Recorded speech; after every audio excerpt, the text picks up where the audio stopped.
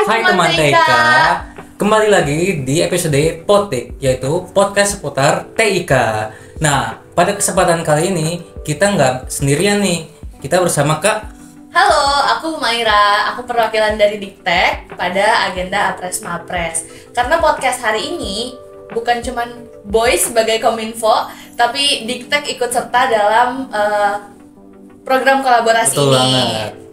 Nah, karena kita udah bahas tadi nyinggung Apres Mapres ya, Iya. kita udah bersama kakak-kakak dengan peraih IPK tertinggi. Boleh silakan berkenalan diri, sebut semester juga dan berapa sih IPK-nya? Oke. Siapa nih? Boleh dari Kak Kak ini Rizky. dulu. Halo semuanya, kenalin nama aku Rizky Ramadan. Aku dari kelas TMJ 3C dan alhamdulillah di semester kemarin tuh dapat IPK 4. Oke, mungkin aku sendiri, halo semuanya. Aku Muhammad Rifat Syamanambali, biasanya dipanggil Rifat. Jadi di PNJ ini aku mengambil Prodi D4 Teknik Informatika dan saya berasal dari kelas TI 5B. Dan ya, seperti kawan-kawan saya di samping ini, kita juga meraih IP sebesar 4. Halo semuanya, perkenalkan nama saya Kala Jovita. Saya dari TMD 2B, 3B sekarang ya. Dan syukur saya semester lalu meraih juga IPK 4. Wah, mantap. Nah, boleh diceritain dulu kalau kakak apa sih artinya IPK 4 ini buat kakak semua dan dampak apa yang dirasain dengan mendapatkan IPK tertinggi ini? Ini dari saya? Boleh, dari Kayla. Dari saya, oke. Kalau dari untuk saya sendiri ya, IPK ini adalah sebagai dorongan saya untuk menjadi lebih baik di semester berikutnya tentu. Dan dampak yang dirasakan tentu paling utama adalah tentu rasa bangga orang tua ya. Oke. Juga ini sebagai dampaknya adalah untuk memotivasi saya juga untuk terus meraih nilai ini. Mungkin kalau dari saya pribadi ya, IP 4 ini sangat bermakna bagi saya karena ini pertama kalinya juga saya mendapat IP tertinggi ya. Dan ya menurut saya ini juga bukan berarti ini akhir dari segalanya karena masih banyak yang bisa diraih. Cuma dengan saya mendapatkan IP tertinggi ini mungkin ya alhamdulillah ini membuktikan kalau segala usaha yang kita lakuin gitu, yang kita lakuin dan kita doakan itu tidak akan mengkhianati hasil. Ya, mungkin itu dari saya. Nah, gimana nih, Kak Rizky? Kalau dari aku bisa ngeraih IPK 4 ini tuh ngebuktiin ya kalau yang udah saya lakuin nih ternyata membuahkan hasil gitu. Jadi kerja keras saya dari sebelum itu nggak sia-sia dan ternyata ada loh. Nah, ternyata tuh saya bisa gitu. Jadi ya seneng sih bisa ngebanggain orang tua di rumah, bisa ngebanggain orang-orang terdekat juga, terus juga bisa bikin teman-teman lain tuh bisa lebih semangat lah gitu. Oke. Tadi kan udah diceritain ya awal mula IPK-nya gimana, perasaannya gimana. Nah, keseharian kakak-kakak di sini tuh untuk meraih IPK 4 tuh bagaimana sih? Boleh? Atau mungkin ada kesibukan lain Ya, ya? atau mungkin ada kesibukan lain yang diimbangin juga selain IPK. Dari Kak Rifat dulu boleh? Oh, oke. Baik, oke. Jadi untuk sejauh ini ya kita kan tahu sekarang masih liburan ya, jadi masih holiday, masih banyak orang yang santai-santai juga ya. Cuma mungkin gak sedikit orang juga yang merasa kalau liburan ini tuh kayak kurang aja, misalkan kita di rumah cuma ya tidur-tiduran dan ya, nonton film gitu-gitu. Jadi untuk sama liburan ini sih saya ngisi kegiatan dan saya coba ngikutin, saya coba apply berbagai beasiswa gitu kayak dari Grab Scholar dan lainnya. Kemudian saya juga nyibukin diri untuk ikut course-course luar kayak misalkan dari Hack TVA, kemudian IBM, dari Samsung juga, kemudian ya dari lain-lainnya juga. Nah selain itu juga saya sempat diajak beberapa dosen ya untuk mengikuti penelitian yang mereka udah bikin jurnalnya. Jadi saya dan rekan saya itu berada di bagian untuk development sistemnya dan proses modeling data-datanya gitu. Nah kebetulan ya sistemnya itu tuh untuk monitoring mahasiswa di kegiatan belajar menggunakan ya konsep multimodel. Gitu. Jadi bisa di search di Google kalau misalnya penasaran. Boleh, menarik sekali teman-teman, boleh search di Google ya. Boleh dilanjut Kak Rizky. Kalau saya akhir-akhir ini lagi sibuk ini sih kepanitiaannya si Tekno, jadi sering bolak-balik kampus buat tag konten gitu. Terus ya mungkin kedepannya bakal sering ikut kepanitiaan kayak kedepannya bakalan ada expecting itu udah ikut juga. Oke.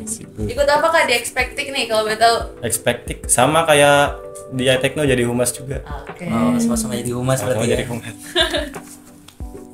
Kayla gimana nih?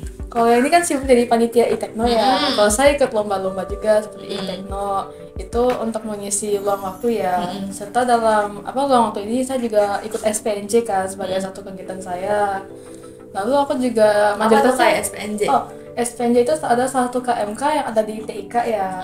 Untuk saya sendiri saya di bidang web pro-nya. Di sana saya waktu itu dari setengah liburan ini setiap hari Sabtu ada pertemuan di mana kita mengasah coding-codingannya dengan kakak-kakak mentornya. Oke. Nah setelah itu ya saya hanya mengisi waktu dengan yang menggambar, dengan mengasah-ngasah hobi saya ya. Jadi nggak nganggur juga untuk liburan. Tuh ya guys, kuncinya adalah tetap mempersibukkan diri untuk mengembangkan apa yang udah kita punya sekarang ya Boy. Iya betul banget, biar nggak nganggur juga skill-skill kita itu. Oke. Nah, tadi kan kita udah kakak cerita tentang kesibukannya sekarang. Gimana sih menggabungkan supaya kesibukan sekarang itu tuh juga bermanfaat di pengembangan selama perkuliahan gitu loh. Sebenarnya tadi udah kelihatan kesinambungannya ya, maksudnya Kayla mengeksplor hobinya menggambar, Karifat dengan course-course-nya, dan Rizky mengembangkan skill keorganisasiannya juga. Tapi mau tahu dong kalau dari personal kakak-kakak, dampak yang paling berasanya tuh di mana sih? Dari Kayla dulu mungkin. Tentu karena ikut lomba-lomba tersebut atau karena ikut KMK tersebut dan SPNJ itu saya mengasah mengasah talenta saya yang dapat mendukung saya ke untuk mata pelajaran di kuliah berikutnya sih ya. Serta terutama dengan ikut lomba kan banyak harus bertemu dengan orang, harus berbicara, harus bertukar ide. Itu tentu paling penting karena kan di semester ke depan kan makin banyak tugas-tugas kelompok ya yang harus dilakukan. Makanya itu saya dapat mengasah kerja kelompok saya itu paling utama kan. Oke. Karifat gimana nih? Oke. Mungkin kalau dari saya pribadi mirip-mirip ya dengan yang tadi disebut sama Kak Kayla ini. Ya secara garis besar sih bisa dibilang itu meningkatkan soft skill ya, seperti apa yang biasa di-mention sama orang-orang.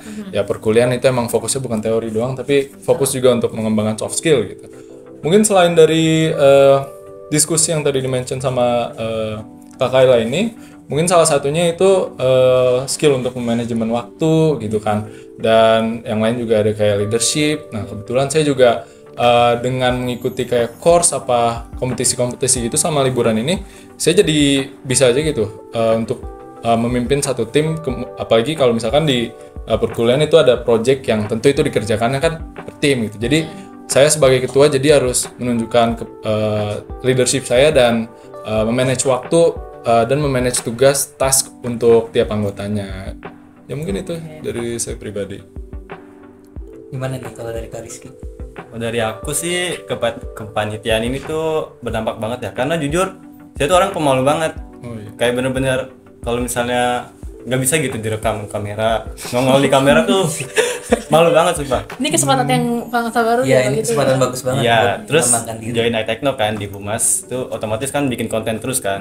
Akhirnya ya sebenarnya ikut di Humas itu tuh biar apa ya? Biar nggak jadi pemalu lagi lah gitu. Dan berdampak banget sih. Terus juga saya jadi tahu bagaimana teknis dalam kepanitiaan, kerja sama timnya, terus kayak sistemnya kayak gimana, jadi lebih tahu. Dan semoga ya saya berharapnya ke depannya sih biar lebih terbiasa gitu ikut kepanitiaan. Soalnya kan ke depannya bakal berguna juga kan soft skill-nya. Itu sih berdampak banget sih. Wih, keren banget ya. Jadi kakak-kakak di sini itu juga mengisi waktu luangnya walau libur, tapi ada kakak yang menentukan hobinya, terus juga yang ikut-ikut lomba dan juga ikut kepanitiaan. Nah, sekarang aku nih penasaran dari kakak-kakak tiga ini, kira-kira ada nggak sih momen-momen yang unik atau kayak momen-momen yang paling mengesankan saat mengejar IPK tinggi? Nah, atau yang bikin kalian khawatir saat menghadapi perkuliahan kalian? Boleh dimulai. Iya, mulai dari Rizky, lagi. Momen-momen yang bikin khawatir ya, mungkin momen-momen dimana saya tuh ketemu sama matkul yang benar-benar baru bagi saya gitu. Jadi kalau dari teman-teman saya kan mungkin dari SMK-nya dia udah dapet ya basic-basicnya gitu dari matkul itu, dan saya baru lah gitu. Di situ agak mengkhawatirkan ya, karena saya takutnya ketinggalan sama teman-teman yang lain. Tapi di situ saya salah, saya ternyata bisa belajar juga sama teman-teman yang udah jago gitu, yang udah hafal lah ibaratkan. Jadi nggak ketinggalan sama pelajaran-pelajaran yang saya baru ketemu gitu. Jadi cara mengatasinya ya saya belajar dari mana aja, dari teman, dari dosen, mungkin dari YouTube juga bisa banyak belajar juga. Jadi belajar dari semuanya sih. Jadi saya nggak terlalu ketinggalan lah dari teman-teman yang lain. Mungkin itu sih momen-momen yang bikin khawatir. Oke, boleh lanjut sama. Oke. Mungkin mirip-mirip ya dengan Kak Rizky tadi. Mungkin kita balik lagi ke sekitar 2 tahun yang lalu atau 3 tahun yang lalu, ketika saya baru masuk PNJ itu awalnya saya khawatir gitu, apa ini saya bisa dapat IP yang bagus, bisa membandingkan dengan teman-teman saya kan. Karena pas awal-awal saya masuk ke TI ini, saya sadar kalau ternyata tuh teman-teman saya, orang di sekitar saya itu kebanyakan anak SMK kan, yang otomatis tuh pengalamannya banyak gitu, kayak misalnya RPL atau yang lainnya gitu. Sedangkan saya waktu SMP itu cuma ya anak IPA yang suka matematika, dan waktu itu komputer juga belum terlalu bukan passion saya waktu itu sih. Cuma karena saya waktu itu ada cita-cita gitu jadi seorang data scientist gitu. Jadi ya saya ambil TI aja ya. Nah cuma ya seiring perkuliahan ternyata saya sadar kalau seperti tadi Kak Rizky itu, dengan kita punya banyak temen, kita bisa belajar dari mereka juga kan. Jadi kita bakal ke bawah arus gitu selama perkuliahan. Jadi ya mungkin itu sih ya yang sangat bikin khawatir di awal. Cuma mungkin di pertengahan ada juga yang bikin saya khawatir ya, kayak misalkan pas tiba-tiba ada dosen yang tidak bisa hadir, dan jadi 1 semester itu diganti dengan dosen pengganti yang cara ngajarnya itu lumayan berbeda. Kemudian ya intinya banyak hal dari kegiatan perkuliahan itu berbeda, dan ya mungkin ada hal-hal yang ketentuan dari dosen itu yang unnecessary, jadi bikin saya struggling gitu loh. Cuma ya seperti apa yang saya mention tadi, cuma kalau kita ya ikutin aja perkuliahan, kita jangan malas-malasan, kita bisa ngikutin arusnya dan kita akan terbawa arus dari perkuliahan itu. Jadi semua aman. Ya berarti kita harus pinter cari lingkungan dan harus arus adaptif yang mau diikutin ya Kak. Iya, harus fleksibel. Gimana Kayla? Kalau untuk saya sendiri, saya bersyukur ya, saya dari SMK ya, jadi ya udah ada dorongan dari sebelumnya lah ya untuk masuk ke dalam TMT ini. Bagus itu. Tapi kalau dibilang ada momen-momen ragu, pasti tentu ya, karena waktu saya masuk ke TMD sini saya kira nggak bakal ketemu matematika lagi gitu kan. Hidup itu penuh bohongan ya, karena ketemu matis, ketemu aljabar. Tapi tentu syukur pertama ya bahwa dosen yang mengajarkan sangat baik ya, jadi saya dapat mengikuti matkul dengan baik. Cuman ada rasa ragu di mana saya merasa wah UTS saya jeblok ini. Tentu nggak paling jelek ya, tapi masih dibilang wah harusnya saya bisa lebih baik dari sini kan. Nah dari situ itu kan menjadi dorongan saya untuk oke, ini UTS udah lumayan jeblok, UAS jangan jeblok lagi, karena kan dapat dibantu kan ya. Tapi aku merasa itu paling membantu itu adalah tentu rajin-rajin ngerjain tugas ya, karena kan sebanyak UTS sama UAS bagus, kalau misalnya tugas-tugasnya yang dikasih dosen dapat jeblok semua, ya nggak diselamatkan lah ya. Makanya aku sih paling pentingin itu tugas-tugas, mau tugas kelompok, mau tugas sendiri itu dikerjakan dengan sebaik-baiknya lah ya. Jadi UTS UAS itu dapat terbantu lah. Boleh guys di take notes tuh ya. Nah, ngedenger tadi ada dinamika yang terjadi selama mendapatkan IPK tinggi ini nih Kak.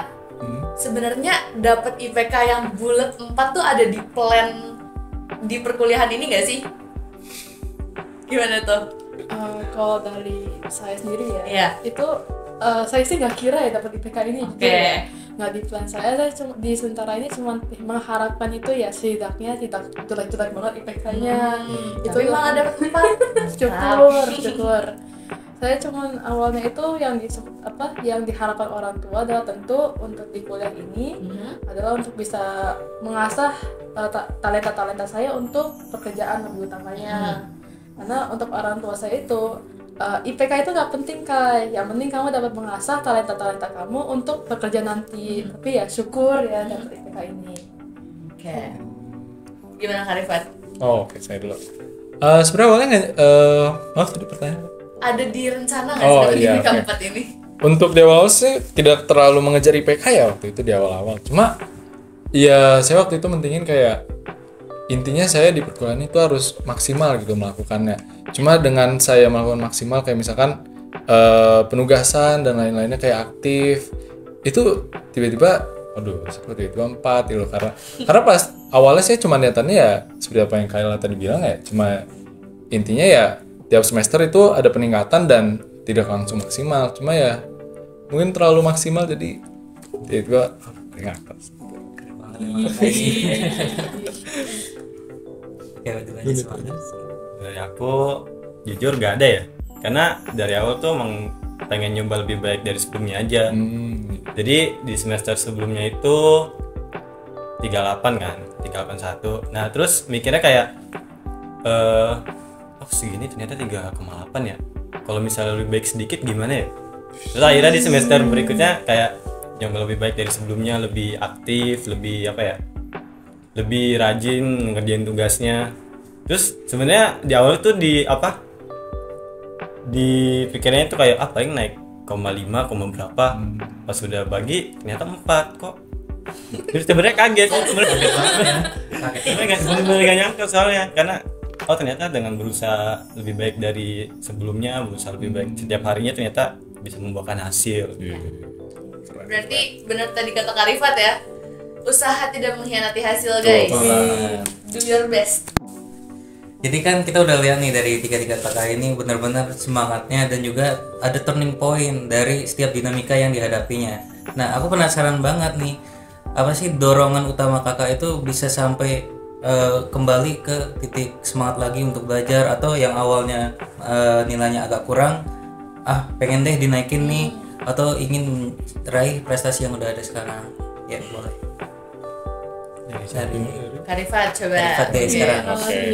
Oke, jadi mungkin dorongan itu tentu ada ya momen dimana kita ngerasa burnout kuliah gitu dan hal lain sebagainya. Cuma ya kita sebagai mahasiswa harus tahu aja kalau kita punya kewajiban dan ya kita nggak boleh asal menerima hak kalau kita belum ngerjain kewajibannya, yaitu belajar dengan maksimal. Dan untuk dorongan saya pribadi ya, saya kan di sini juga punya tanggung jawab gitu kan, karena orang tua saya udah menyediakan fasilitas untuk kuliah ini, jadi saya harus menggunakannya secara maksimal gitu.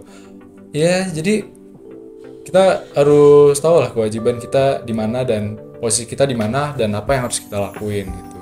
Mungkin dengan itu kita bakal sadar juga sih kalau kita emang harus melakukan itu. Betul banget, kita udah mahasiswa, kita harus tanggung jawab sih dengan diri kita sendiri. Betul banget. Kalau Kayla gimana nih? Untuk dorongan saya sendiri kan pernah ya aku kerjain tugas udah maksimal banget nih, dapetnya cuma 89 gitu ya. Saya sakit dikit gitu ya, itu Harap lebih ya. harap lebih gitu ya. Itu tinggi. Kayak kok satu lagi gitu loh 9 gitu kan. Karena tapi ya dorongan saya paling utamanya tentu adalah untuk membanggakan orang tua saya ya. Saya sebagai anak sulung, anak pertama kan harus menjadi dorongan untuk adik-adik saya sendiri kan. Sebagai contoh juga orang tua saya telah benar kata kakak itu telah memfasilitasi semua kan ya, memberikan saya kesempatan untuk berkuliah. Maka dari situ saya ingin melakukan yang terbaiknya untuk mereka. Tapi untuk saya sendiri ya, kalau saya bisa bilang dengan jujur, tentu duit. Nggak ada yang bisa mengalahkan bahwa motivasi utama saya adalah untuk dapat melakukan pekerjaan yang baik ya, untuk dapat membuat masa depan untuk saya sendiri dan orang tua saya serta seluruh keluarga saya, untuk bisa membuat mereka bisa bersenang-senang lah di depannya ya. Itu sih ya dorongan utama saya itu untuk terus berusaha. Juga terakhir itu kan banyak dari TMD kan tugas-tugasnya kerja kelompok ya. Maka dari situ saya merasa aku harus bisa yang terbaik untuk kelompok saya sendiri. Jadi jangan menurunkan kelompok saya gitu lah ya. Itu sih paling utama. Oke. Bagaimana kalau Resi? Aku sama mungkin sama Kak Rifat sama Kak Kayla, pengen ngebanggain orang tua juga, ngebanggain keluarga, karena kuliah ini kan sebuah privilege yang harus dimanfaatkan ya. Kan banyak orang di luar sana yang pengen kuliah, masa kita udah dapat kesempatannya kita nggak maksimal gitu kuliahnya. Terus juga mungkin dorongannya itu dari teman-teman saya sih. Teman-teman saya itu dikelilingin sama teman-teman yang keren-keren banget. Jadi kayak saya tuh ngeliat mereka tuh kayak, ih kok mereka bisa ya sekeren ini ya. Terus jadi motivasi sendiri bagi saya kayak kalau mereka bisa mungkin saya juga harus bisa. Saya juga harus bisa. Dan akhirnya saya terus belajar dari mereka, belajar dari perkuliahan, dan akhirnya bisa semaksimal ini juga alhamdulillah sih. Jadi belajar dari teman-teman juga saya. Memang keren-keren sih. Keren banget, banyak value dari kakak-kakak. Bisa di take notes teman-teman untuk tahu bagian mana yang harus kita upayakan, harus tahu di mana kita harus bertanggung jawab gitu ya. Dan kalau tadi aku review dari Kak Kayla juga, kita harus punya dorongan untuk jadi lebih baik dari hari sebelumnya ya Kak. Betul. Nah, mau tahu boleh nggak sih Kak, metode belajar apa sih yang dipakai? Apakah kakak-kakak tuh tipe yang harus belajar sebelum masuk kelas biar ada referensi sedikit gitu? Atau justru ya let it go aja, seberjalannya aja? Mau tahu dong pengalamannya gimana nih? Iya. Mulai dari Kayla boleh? Dari sih nggak segitu rajinnya ya. Oke. Oke, mungkin apabila ada ujian atau ada materi sebelumnya, mungkin saya baca-baca dikit lah ya. Terutama kalau untuk materi yang Definisi dikitnya nih gimana nih? saya cuma baca-baca doang gitu loh. Oke. Itu pun kalau misalnya benar-benar matkulnya yang sulit ya. Yang teori sangat-sangat berbasis teori. Tapi kalau untuk saya sendiri sih yang penting apabila lagi berjalan kuliah ya fokus ke kuliahnya, jangan scrolling atau bisa nonton kan bisa nanti setelah kuliahnya. Jadi maksimalkan waktu kuliahnya agar nanti setelah kuliah tinggal istirahat dengan enak kan Mbak ya. Jadi kan kita merasa waktu kita nggak kepake semuanya gitu. Nah itu sih paling utama untuk saya sendiri ya. Tapi saya tuh mungkin gimana ya bilangnya, saya jujur jadwal tidur saya lumayan berantakan gitu ya. Saya tipenya ya udah kan aku bisa kerjain tugas sampai malam ya. Night owl gitu Iya, ya? aku night owl. Jujur waktu selama kuliah itu, waktu semester 2 itu saya tidur dari jam 1 sampai jam 5 gitu. Cuman cukup untuk saya cukup ya. Cuma kan saya sadar itu mungkin kurang sehat lah ya. Jadi saya juga ingin berusaha untuk semester ketiga ini mungkin waktu Lebih tidurnya balance ya? lebih balance. Bisa membagi waktu dengan baik ya, terutama kan siapa tahu lebih banyak lagi tugas kelompok ya, takutnya gitu untuk TMT. Tapi itu sih paling utama untuk saya, yang penting waktu dipakai dengan baik gitu. Oke. Gimana Harifan? Oke, mungkin kalau dari saya sih secara pribadi ya mirip-mirip dengan apa yang disebutin Kak Kayla tadi ya, yaitu soal manajemen waktu. Jadi kan secara pribadi ya saya orangnya kayak let it flow aja untuk di awal-awal. Cuma mungkin ya dikarenakan saya rumahnya jauh gitu yang harus pulang pergi tiap hari dan sejam di perjalanan, dan mungkin dengan itu saya terdorong untuk membangun manajemen waktu yang lebih baik gitu. Jadi otomatis misalkan saya berangkatnya harus lebih pagi gitu, kayak sekitar jam 6 harus udah di jalan karena kan Jakarta macet gitu, kita tahu semua. Nah dengan itu saya jadi tidurnya otomatis lebih awal juga kan, sekitar jam 9 jam 10 saya udah tidur. Nah untuk kebanyakan orang kan itu terlalu cepat ya untuk tidurnya, apalagi kalau misalkan ada tugas. Nah, cuma untuk secara saya pribadi ya, dengan saya memiliki niat kayak tidur jam 9, jam 10 dan nggak boleh di atas, jadi saya bakal pas nyampe rumah itu otomatis saya langsung ngerjain tugas gitu loh. Dan saya juga ada konsep yang dimana maaf, jadi untuk sekarang saya udah mulai kurangin untuk entertainment diri sendiri untuk hiburan gitu. Kayak misalkan sekarang saya Senin sampai Jumat itu udah hampir bisa dibilang udah gak pernah gitu main game apa nonton film gitu. Jadi saya naruh semua kegiatan entertainment saya itu di sekitar di weekend, yaitu Sabtu Minggu. Nah dengan itu juga saya juga bisa membangun cara belajar yang dimana jadi Senin sampai Jumat itu saya maksimalin untuk belajar dan tidak ada entertainment yang saya lakukan di Senin sampai Jumat itu. Mungkin terdengar rada strict ya, cuma dengan itu sebenarnya bisa dibilang lebih enjoyable ya, karena jadi otomatis saya udah kelarin semua tugas sebelum weekend. Jadi weekendnya itu benar-benar kosong dari pagi Sabtu sampai ya Minggu malam itu saya kosong. Jadi saya punya self award kecil-kecilan gitu loh di rumah apa keluar. Dengan Kak Rifat jadi keinget satu quotes. Jadi katanya tuh disiplin itu bukan mengangkat guys, tapi justru membebaskan kalian. Whether di saat ini dan pastinya buktinya nanti di masa yang akan mendatang gitu ya. Menarik. Mau jadi makin kepo nih. Kalau Kak Rizky gimana? Kalau aku sih mirip-mirip sebenarnya kayak manajemen waktu, dimana waktu saat nugas dipakai buat nugas daripada buat main game kan. Kalau misalnya digabung-gabung gitu kan bisa berantakan akademiknya ya. Terus juga mungkin ada sih kayak misalnya dalam perkuliahan tuh ada 1-2 yang kayak saya kurang ngerti ya. Terus ya cara saya mengatasinya itu saya bisa belajar dari teman-teman yang lain. Apalagi salah satu privilege tuh rumah saya jadi base camp anak-anak kelas lah. Jadi kalau pada pulang ngampus situ semua. Jadi otomatis kalau misalnya saya ada yang kurang ngerti, coba dong ngajarin ini kayak gimana gitu. Jadi bisa saling brainstorming, saling belajar juga. Jadi kadang kalau misalnya udah pada pulang ngampus, pada ngumpul kan. Terus kadang ngingetin kayak ada tugas ini nih, mau ngerjain bareng nggak? Jadi kerjain bareng di situ. Jadi bisa jadi apa ya? Salah satu privilege yang bermanfaat sih. Jadi rumah dijadiin base camp. Jadi kebangun sistemnya ya. Iya. Jadi apa ya? Waktunya main tuh dipakai buat belajar gitu di saat ngumpul itu. Ya. Jadi kita udah lihat dari 3 kakak ini mulai dari mengisi waktu luang dengan baik, lalu juga disiplin dalam belajar dan juga belajar bersama teman-temannya nih. Nah, dari kakak-kakak 3 ini pasti kan ada pernah merasa kayak lagi nggak mood belajar nih, harus belajar buat besok tapi lagi nggak mood. Nah, ada nggak sih cara-cara tertentu kakak buat membangun kembali semangat belajar itu, misalnya kayak denger lagu atau mungkin kayak berdoa dulu gitu supaya fokus. Meditasi. Iya, meditasi. Boleh dimulai dari siapa dulu? Dari Rizky coba. Rizky banget nih. Kalau dari aku untuk membangun motivasi belajar ya, pertama tuh buka aplikasi Spotify, dari lagu favorit. Juga ya. Iya juga ya. Baru nyetel lagu favorit, terus itu bisa nambahin motivasi belajar juga sih. Terus kadang bisa nambah tuh kalau misalnya teman-teman yang lain pada mau belajar juga. Kalau misalnya kayak misalnya tuh aku kurang ngerti nih bagian sini nih, terus kayak males gitu belajarnya tapi teman lain tuh pada belajar juga, jadi kayak ikut tanah belajar. FOMO lah ibaratnya. FOMO belajar baik. FOMO belajar. Kalau Karibat gimana nih?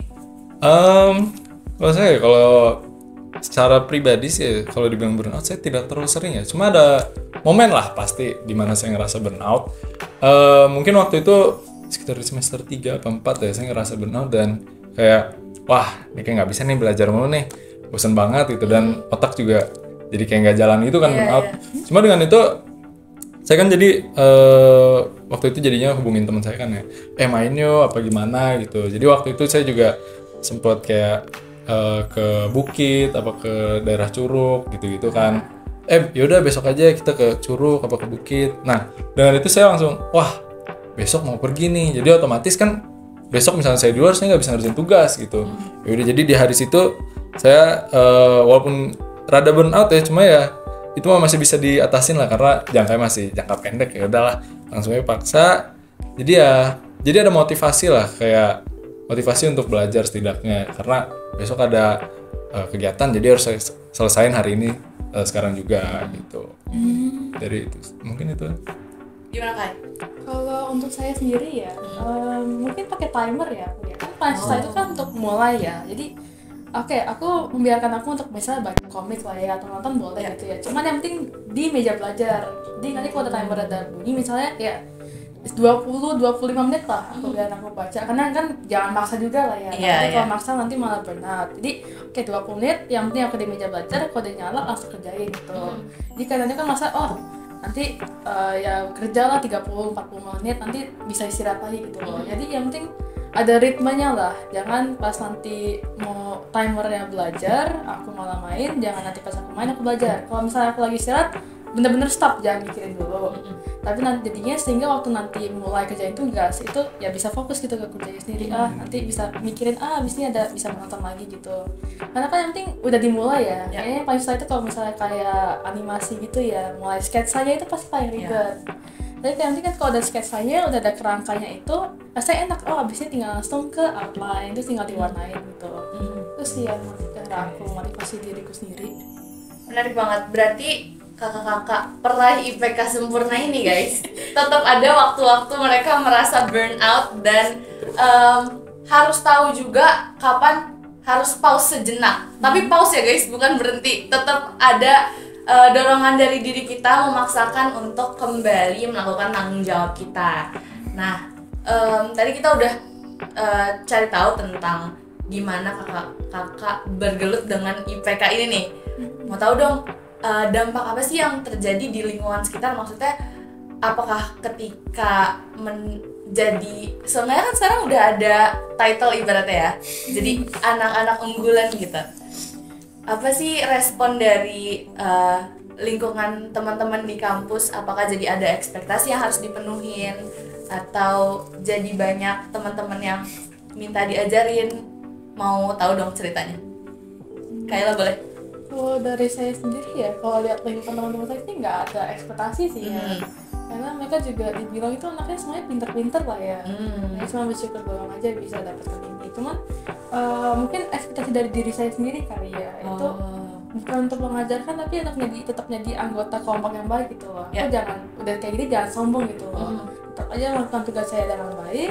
Dan untuk mendorong teman-teman untuk bisa mengerjakan tugas kelompok dengan baik juga. Itu sih ya makanya nggak panjang lebar. Wah, lanjut ke Rifat. Oke. Kalau saya pribadi ya, sebenarnya ini bisa jadi kayak bumerang ke diri saya sendiri ya. Kayak misalkan ada suatu course atau apa, ketika saya melihat teman-teman saya berhasil, saya gagal tuh kayak wah, ekspektasi saya tuh jadi kayak wah rendah banget, gimana itu, masa IP tertinggi tuh nggak dapet itu. Cuma ya mungkin itu di samping dari beberapa hal ya, karena saya yakin kalau ini tuh nggak terlalu bagus-bagus banget ya, karena menurut saya mahasiswa yang berprestasi itu bukan hanya di lingkup IP doang ya, karena masih ada hal lain yang bisa diraih oleh seorang mahasiswa gitu, kayak misalkan masih ada beasiswa, kemudian kayak magang, part time, ya intinya masih banyak lagi sih buat diraih sebagai seorang mahasiswa. Jadi saya yakin aja sih kalau misalkan saya bukan di atas dari teman-teman saya, karena menurut saya pribadi teman-teman saya juga masih banyak juga yang lebih dari saya, kayak ya itu balik lagi karena nggak semuanya itu tentang IPK, jadi masih ada hal lain yang buat bisa dilebihin gitu untuk tiap orang. Keep it down to earth ya guys. Iya betul banget. Gimana kalau Rizky? Yang tadi pertanyaan apa tadi? Ada nggak ekspektasi yang harus dipenuhin dengan mendapat IPK tertinggi ini? Tadi mirip sama Kayla sih, ekspektasinya tuh ke teman-teman ya. Jadi ya tetap jadi anggota kelompok yang baik, benar. Terus juga ekspektasi saya tuh kalau saya bisa, saya tuh berekspektasi teman-teman yang lain juga bisa, karena teman-teman saya ini apa ya, keren-keren juga gitu, jago-jago juga. Terus ya mungkin kadang saya ngerasa takutnya nanti ke depannya bakal jadi tuntutan sendiri gitu, kayak IPK 4 harus ini. Padahal kan nggak apa ya, tuntutannya bagus sih, tapi nggak harus ngebebanin diri sendiri juga.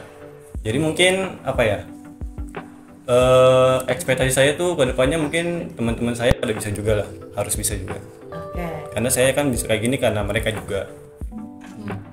Oke, menarik banget pengalamannya.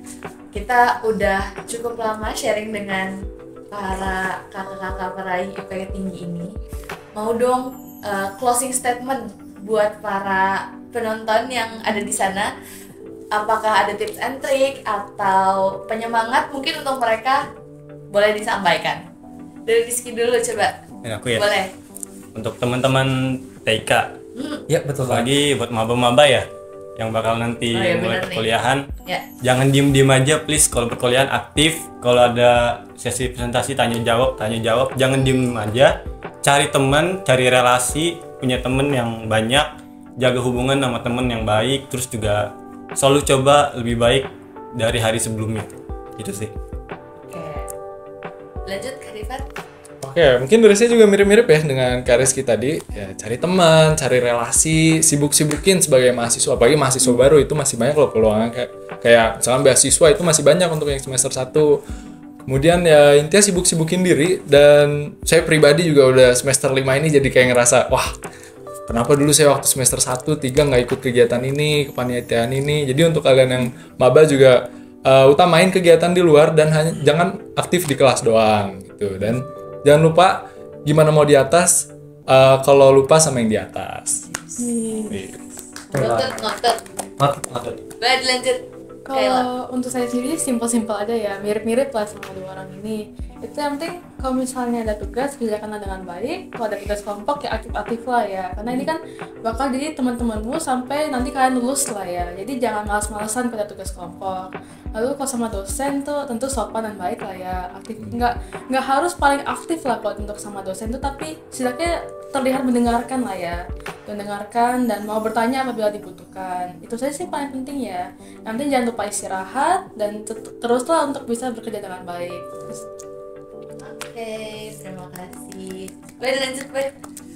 Jadi setelah kita dengar nih pesan-pesan dari kakak-kakak ini, yang pertama relasi itu penting banget ya, apalagi kalau nanti adik-adik maba yang baru mulai perkuliahan, perbanyak relasi, perbanyak teman, tapi bukan teman sekadar teman aja, tapi teman yang berkualitas. Itu juga penting. Yang bisa saling mendukung satu sama lain, mengajarkan satu sama lain. Lalu juga sopan santun terhadap dosen, dan juga yang pastinya adalah jangan sampai meninggalkan perkuliahan dan harus rajin-rajin mengerjakan tugas ya. Oke, mungkin dari Potik hari ini kita segini dulu sharingnya. Sampai jumpa di Potik berikutnya. Bye bye, teman TIK.